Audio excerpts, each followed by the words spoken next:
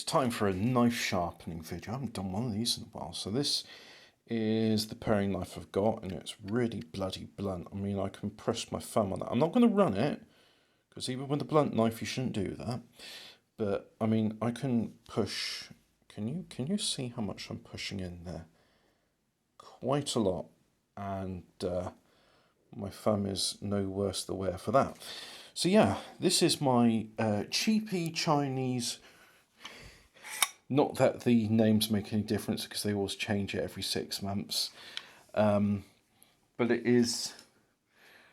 I've made some modifications to the existing system. So one of the first modifications I did was I put in these rubber grommets so that it can only go a certain distance. And that was a brilliant modification. I love that modification. What next have we got?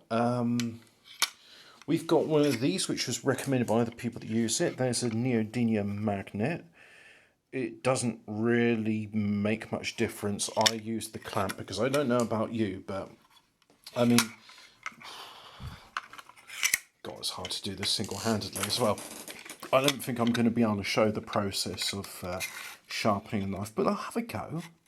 Oh, I can pause it, can't I? Yeah. So one of the major things which helps, and this is why I need to do it two-handed, is I've put it on a piece of wood with some wood screws which were 35mm long, and that is why they have been hacksawed down, as we can see there. And if you're thinking to yourself, that looks like a familiar piece of timber, well, it should be. It's a bed slat.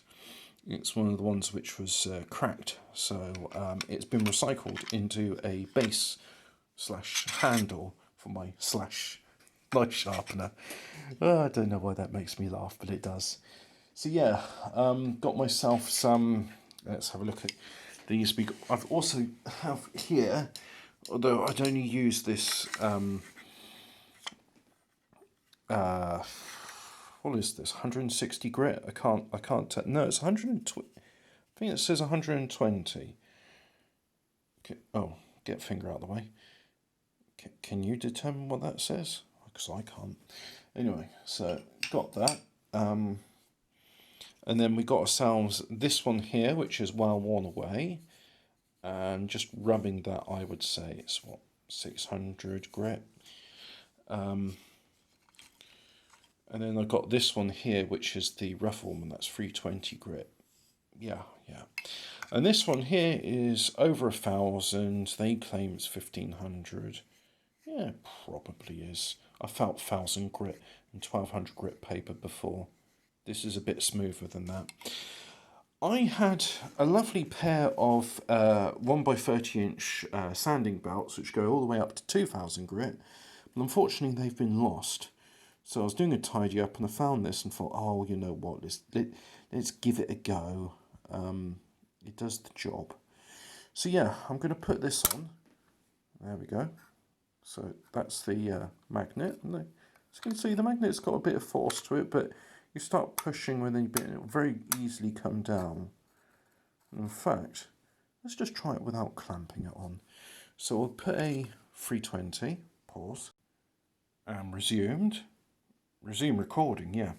So this one is this sort of mechanism. It's sprung loaded, and it sort of very easily, I say very easily if you're doing it with two hands, can be pulled off. So there we go, and they're all a bit wet because it is possible to sharpen a knife dry. People have used rocks for ever since knives existed to sharpen them, but as you can see, if I just use the magnet, that's enough force to push it back. So no, can't do that. So put the clamp in place, pause, resume. Now I can see with my unaided eyes, which aren't the best eyes in the world, would it focus on the blade edge? I want you to see the burrs on there. If I can see them in my eyes, there we go. Can you see that? No, don't focus on the socks, focus on the blade. Come on. I think you can see that. That is not a straight edge. And one of the differences between honing and sharpening is when you hone a blade, when you're running on the steel, you're straightening out the edge so it's all nice and straight. Because if you've got a straight edge, even if it's blunt, it will cut well as it's all following the same path. If it's burred, not sure how to describe it really.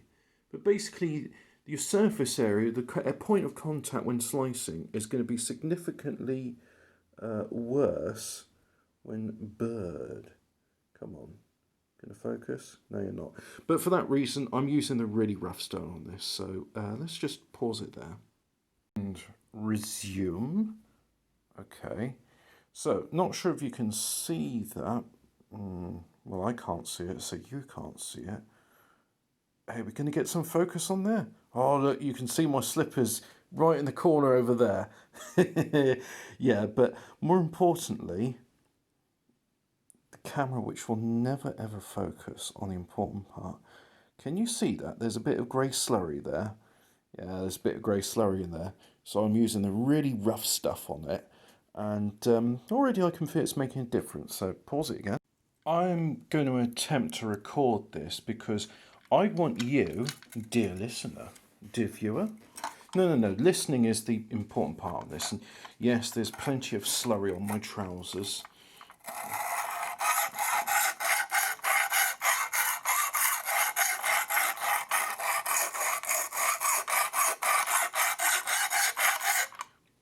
I can hear and feel how rough that knife edge is. And unfortunately, it's a bit too fiddly to swap over the other side. I have seen a design like this where you can't put it on the handle, but it's got sort of this bit. This bit is not free flowing, so you can't just choose any angle, but it's got a couple of notches, and you go, okay, that's 4 notches up.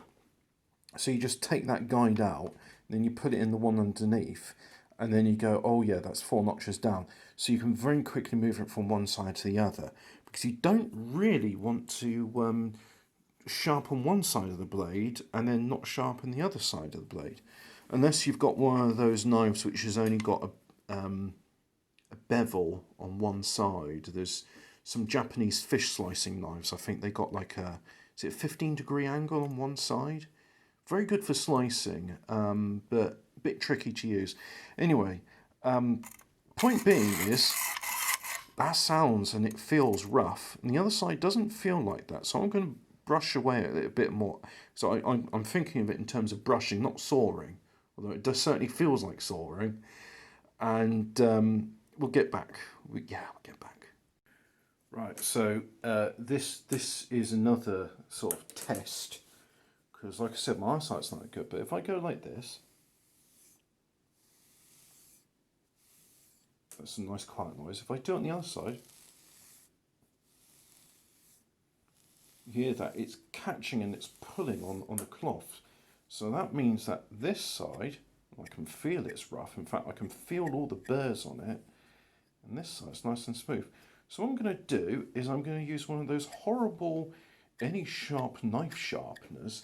I'm going to pull the blade through it, and that will straighten the edge. And then after that, I think I'm going to have a go with some 320 grit, and then just gradually move up.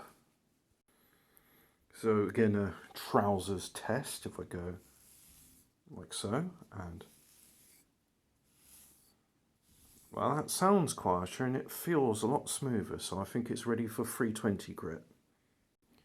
You might feel a slight prick when you jab your thumb there. Ouch, that was painful. So that's a good start, because that timp was blunt. Yes, it certainly was. Right, and I'm doing this again because it's still very loose, and it wasn't. You know what? It's all right. It's okay. I've been sharpening this for quite some time now, and can I get that further away so you can see what I was doing?